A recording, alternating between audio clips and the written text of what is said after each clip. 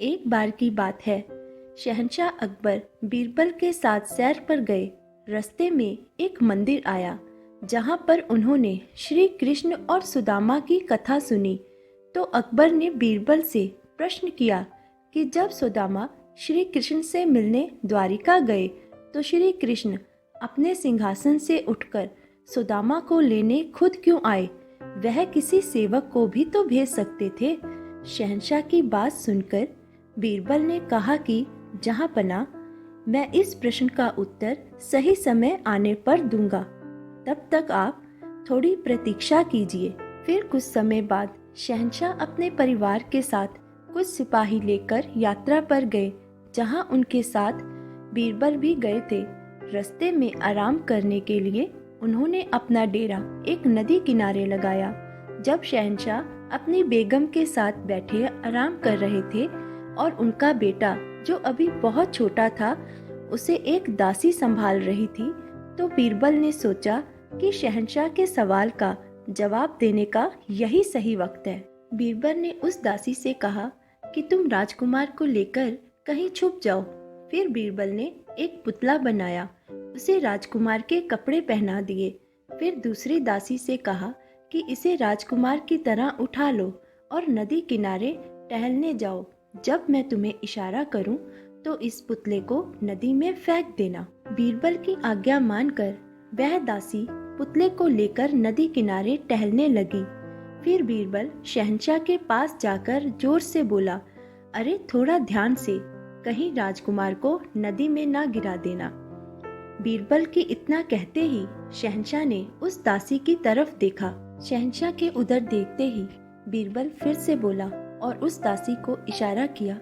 बीरबल का इशारा मिलते ही दासी ने पांव फिसलने का नाटक किया और उस पुतले को पानी में गिरा दिया। पुतले के पानी में गिरते ही अकबर सिंहासन से उठकर दौड़ पड़ा और अपने बेटे को बचाने के लिए नदी में छलांग लगा दी।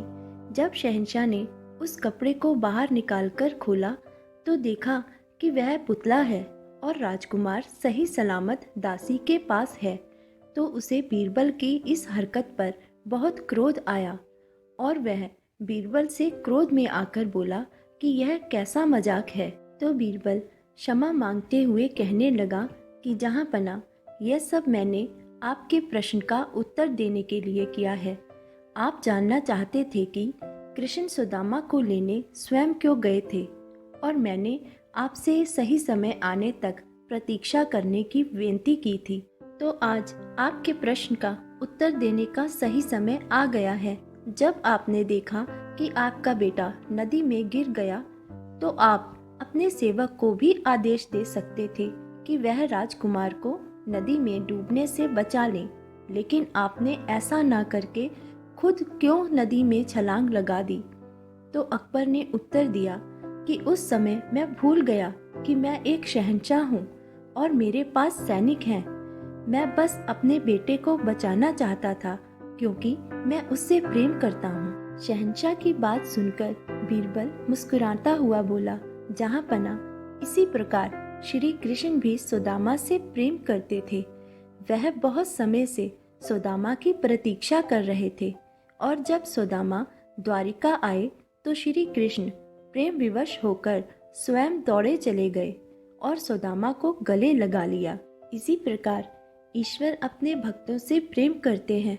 जब कोई भक्त ईश्वर को सच्चे मन से याद करता है तो ईश्वर खुद आकर उसके सभी दुख दूर कर देते हैं और उसे अपनी शरण में ले लेते हैं।